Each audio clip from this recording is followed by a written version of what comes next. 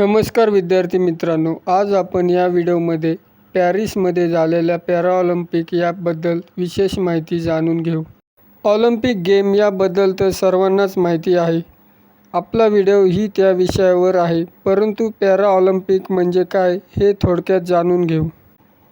Paralympic म्हणजे दिव्यांग, शारीरिकदृष्ट्या अपंगत्व असणारे अशा सर्वांचा 1948 मध्ये एक मेळावा भरण्यात आला. नंतर डॉक्टर अँटोनियो मॅंग्लियो यांनी एक प्रस्ताव मांडला व 1960च्या रोम स्पर्धेमध्ये 23 देशातील 400 दिव्यांग खेळाडू सहभागी झाले होते.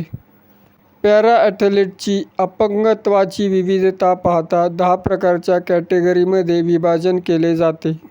पॅरिसमध्ये 28 ऑगस्ट 2024 ते 8 सप्टेंबर 2024 या दरम्यान पॅराऑलिम्पिक स्पर्धा पार पडली. ही स्पर्धा भारतासाठी अतिशय मानाची ठरली.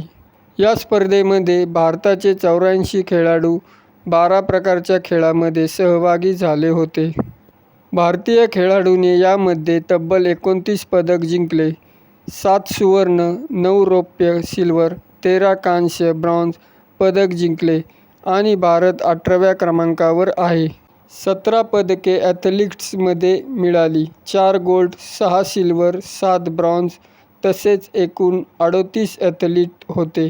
तसेच बॅडमिंटनमध्ये 1 गोल्ड, 2 सिल्वर, 2 ब्रॉन्झ, नेमबाजीमध्ये शूटिंग 1 गोल्ड, 1 ब्रॉन्झ, ज्युडोमध्ये 1 कांस्य पदक मिळाले.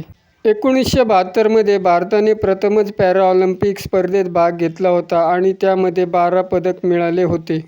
1972 मध्ये मुरलीकांत पेटकर या युवकाने सर्वप्रथम पॅराऑलिम्पिक स्पर्धेमध्ये भारताला गोल्ड पदक मिळवून दिले होते. तर विद्यार्थी मित्रांनो, माहिती कशी वाटली? आवडली असल्यास आदर्श शिक्षा या चॅनलला लाईक करा, शेअर करा व सबस्क्राईब करा. धन्यवाद.